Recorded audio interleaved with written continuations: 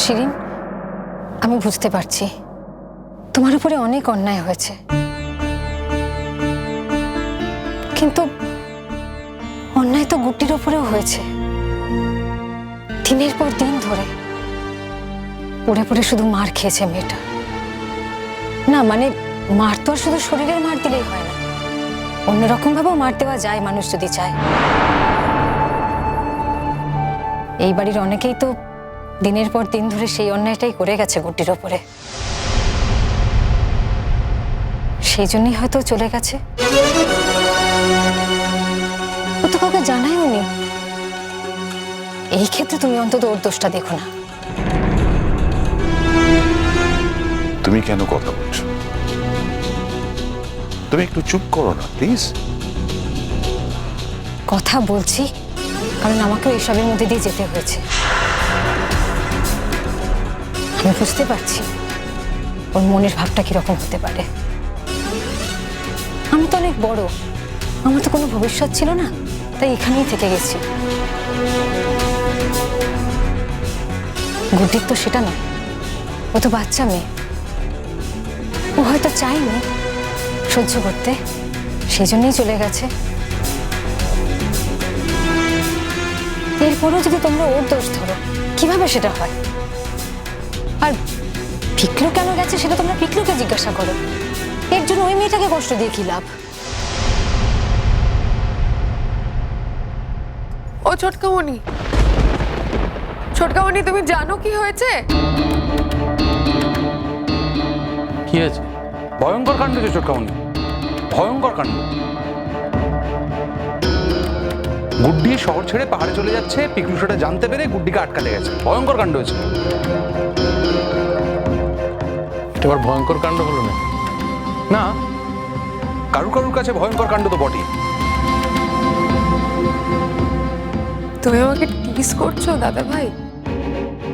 টিস করছি তোমার মনে হলো? কেন মনে হলো আমি তোমার টিস করছি? না, ভয়ঙ্কর কাণ্ডই তো ঘটেছে। তোমার আচরণ দেখে তো সেটাই মনে হচ্ছে যে একটা ভয়ঙ্কর কাণ্ড ঘটে গেছে।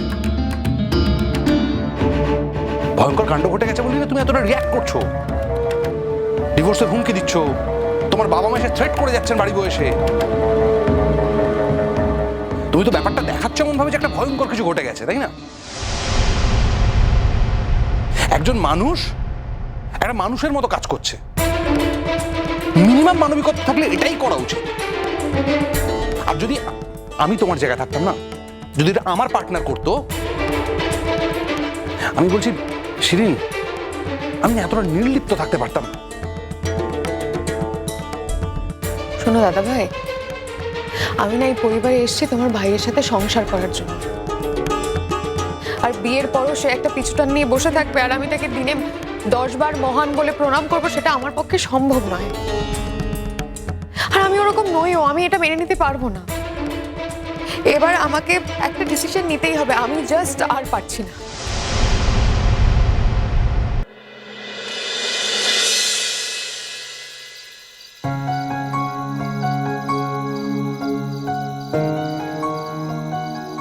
এবারে কি হবে গুড্ডি?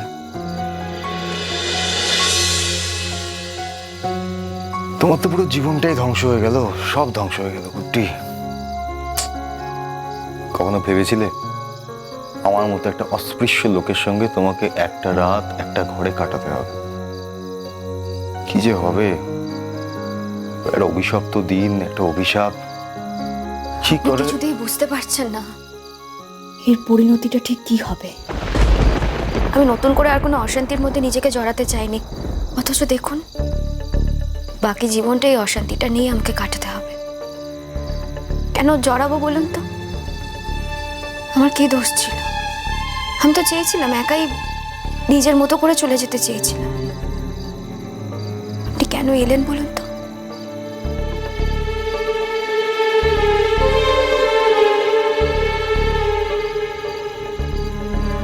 বলছি, তখন বাসে তুমি হঠাৎ করে আমাকে তুমি বলে ডেকে ফেলেছিলে না? মানে হঠাৎ করেই বলে ফেলেছিলে বোধহয়, মানে বলতে চাওনি, আচমকা আর কি মনে থেকে বেরিয়ে। প্রশ্ন হলো, এখন যে সমস্যার মধ্যে পড়েছে সেটা আগে সলভ করতে হবে। কিসের সমস্যা গো? কোন সমস্যার কথা বলছো তুমি? আমি তো কোনো সমস্যা দেখতে পাচ্ছি না। একটা রাত যদি আমি এখানে এই এক ঘরে তোমার সঙ্গে কাটাই, তাহলে কোন মহাভারতটা অশুদ্ধ হয়ে যাবে বলবে আমাকে একটু? আচ্ছা, কি হবে ম্যাক্সিমা? তুমি জেগে থাকবে, আমি ঘুমাবো, নাহলে আমি জেগে থাকবো, তুমি ঘুমাবো, এই তো।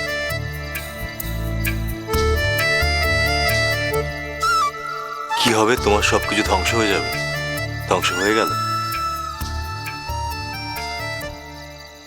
গুড্ডি, আজকে রাতটার ব্যাপারে কেউ কিছু জানতে পারবে না। না হয় তোমার জীবন থেকে আর একটা রাত আমাকে উপহার দিলে, তাতে কি খুব অসুবিধা হয়ে যাবে? যাকে সারাটা জীবনে দিয়ে দিতে চেয়েছিলাম, সে এখন একটা রাত চাইছে। চেয়েছিলে? তাকিয়ে দেখেছেন কখনো?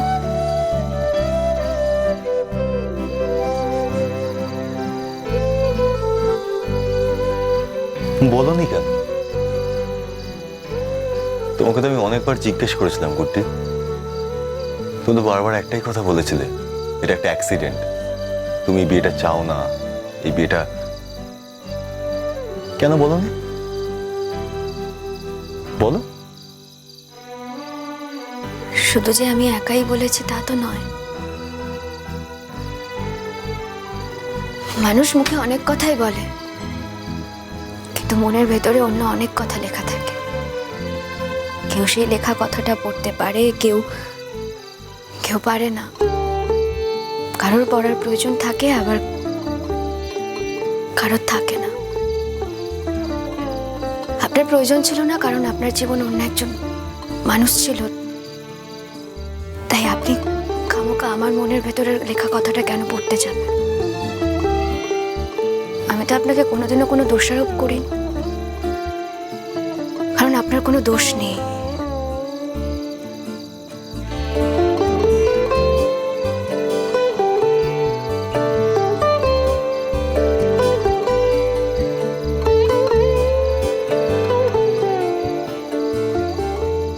জানো তো গুড্ডি, এই যে তুমি আমাকে এত আপনি আজ্ঞে করছো না, এই পরিবেশে, এই সময়, এই মননে, এর থেকে বেশি অশ্লীল শব্দ আমার কাছে আর কিচ্ছু মনে হচ্ছে না। মানে আমার জীবনে শোনা সব থেকে বড় অশ্লীল শব্দ বলে মনে হচ্ছে। অশ্লীল?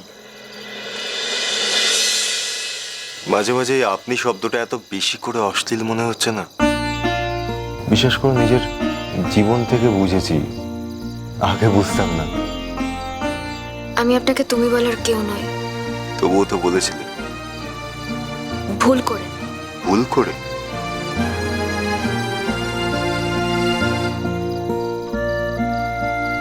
সারাটা রাস্তা আমার ঘাড়ে মাথা রেখে তুই যে ঘুমিয়ে এলে, ভুল করে? ইচ্ছে করে নয়, এটুকু বলতে পারি। ঘুমের ঘোরে যদি কিছু ঘটে গিয়ে থাকে।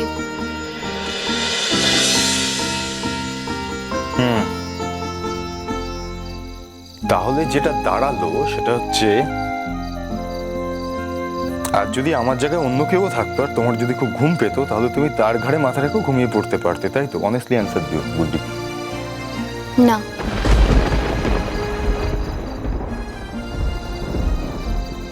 তাহলে? আমি তো বারবার করে বলছি আমি পাহাড়ে চলে যেতে চাইছি, কেন এরকম ভাবে? সেটা হবে না। এখন এই মুহূর্তে তোমাকে কলকাতা ছেড়ে কোথাও যেতে দেওয়া যাবে না। তাতে যদি আমার জীবনে কোনো রকম ভাঙচুর হয়ে যায়, আমি রাজি।